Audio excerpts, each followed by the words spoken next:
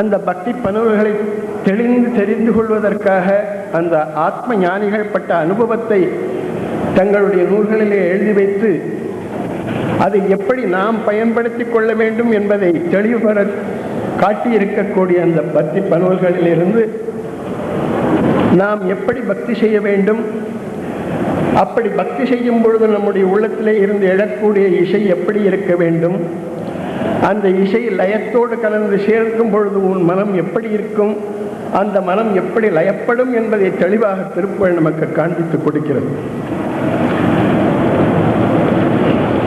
திருப்புகழ் கடலிலே புகழ்ந்து பக்தி எவ்வளவு இடங்களிலே சொல்லி இருக்கிறார், இசை எவ்வளவு இடங்களிலே சொல்லி இருக்கிறார், லயத்தை எவ்வளவு இடங்களிலே சொல்லி இருக்கிறார் என்று தேடி எடுத்து சொல்லிவிடலாம். ஆனால் அருணகிரிநாதருக்கு அது எப்படி பயன்பட்டது, அதை நமக்கு எப்படி தெளிவாக சொல்லி இருக்கிறார், அவருடைய உணர்ச்சி எப்படி இருக்கு என்று கேட்க பார்க்கும் பொழுது அதுதான் நமக்கு தேவையாக இருக்கிறது. கடைசியிலே ஒரே ஒரு இந்த சப்ஜெக்டை மாத்திரம் எடுத்துக்கிறேன், வேதத்துக்கு போகவே இல்லை.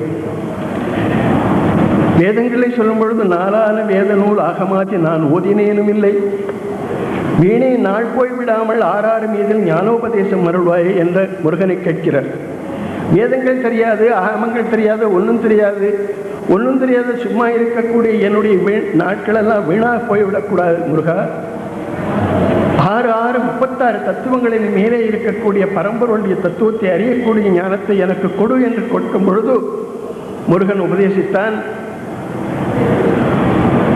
பரம மாயையின் நேர்மையை யாவரும் அறிய உணாததை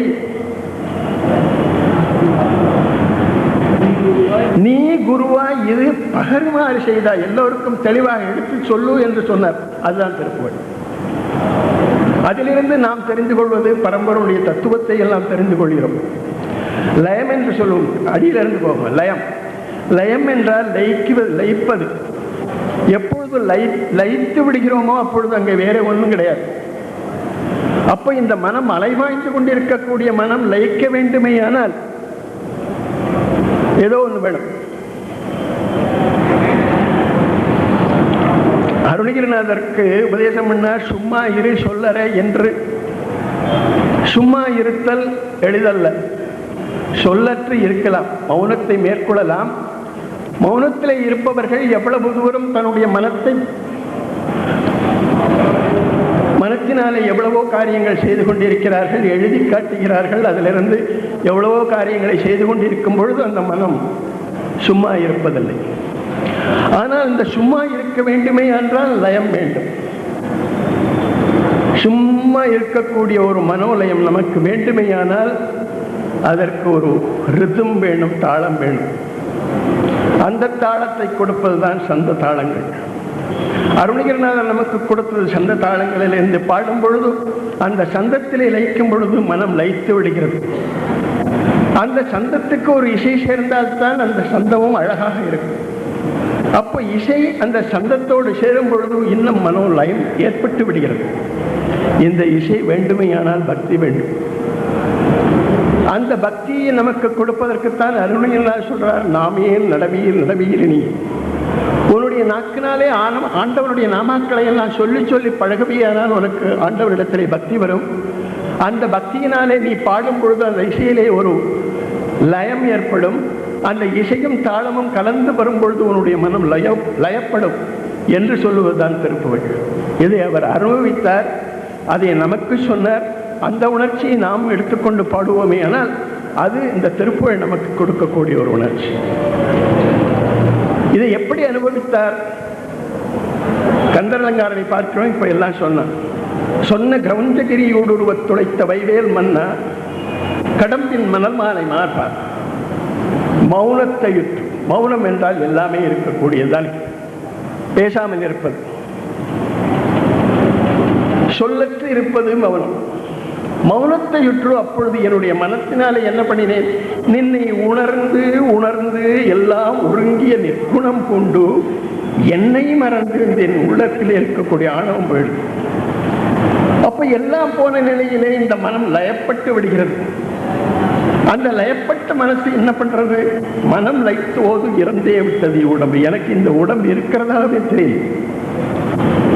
அந்த நிலையில எனக்கு என்ன சும்மா இருந்தா பிரம்மன் இருந்தா போறாது, அந்த மனத்தை என்னவோ வந்து தாக்குறது.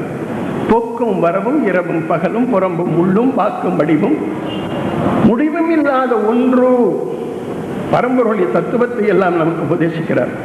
அது ஒன்று வந்து வந்து தாக்கம். ஏன்னா நம்ம உலகத்திலே சஞ்சரித்துக் கொண்டிருக்கிறோம், சம்சாரத்தில் இருக்கோம். கொஞ்ச நாள் சும்மா இருக்க முடியும், அப்புறம் நம்முடைய காரியங்கள் எல்லாம் வேறுபடும். கொஞ்ச நாள் லயித்திருக்க முடியும், மனசுல பஜனை பண்ணும்போது 2 நிமிஷம் மனசுல லயிக்கிறது, அப்புறம் உலக பாரங்கள் வந்துடும். வந்து வந்து தாக்கும், என்னை தன்வசக்தியாக்கும், மனோலயம் தானே தரும் அறுமுகமா சொல்லலாத இந்த ஆனந்தமே.